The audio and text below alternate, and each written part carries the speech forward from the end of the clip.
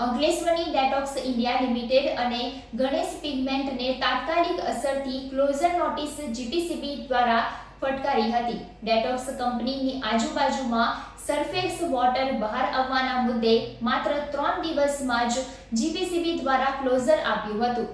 Ganesh pigment લિમિટેડનું રાસાયણિક પાણી વરસાદી કાંસમાં વહેતું આવતા જે તે વખતે જીપીસીબી દ્વારા કરેલ રિપોર્ટ આધારે કાર્યવાહી આરંભી હતી.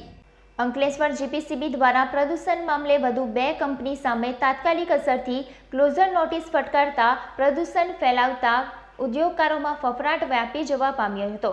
તાજેતરમાં અંકલેશ્વર જીઆઈડીસીના છેવાડે આવેલ detox India private limited company compound wall અડી ભૂગર્ભમાંથી રાસાયણિક પાણી બહાર આવ્યા છે. છેલ્લા 2 દિવસથી તંત્ર દ્વારા દૂષિત પાણી ક્યાંથી આવ્યું તેને શોધવા ગલમથલ કરી રહી હતી. કંપનીની આજુબાજુ 5 થી 6 ફૂટ નાના ખાડા ખોદી નજર રાખી તો બીજા દિવસે પુનઃ ખાડામાં લાલ રંગના પાણી નીકળ્યા હતા. જીપીસીબી દ્વારા સેમ્પલ લઈ ડેટોક્સ ઇન્ડિયા પ્રાઇવેટ લિમિટેડને પ્રાથમિક નોટિસ પણ ફટકારી હતી.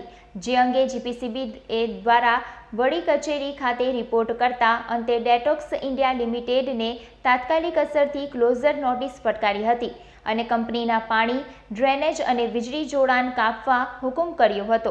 આ ઉપરાંત અંકલેશ્વર જીઆઈડીસીમાં આવેલ ગણેશ પિગમેન્ટ કંપનીમાંથી રાસાયણિક પાણી સ્ટોમ વોટર ડ્રેનેજમાં વહેતું હતું. જે તે વખતે અંકલેશ્વર જીપીસીબી મોનિટરિંગ ટીમ દ્વારા આ મુદ્દે સેમ્પલ લઈ વડી કચેરી ખાતે રિપોર્ટ કરવામાં આવતા અંતે તાત્કાલિક અસરથી ક્લોઝર નોટિસ ફટકારી કંપનીના પાણી, વીજળી અને ડ્રેનેજ જોડાણ કાપવા હુકમ કરવામાં આવ્યો હતો.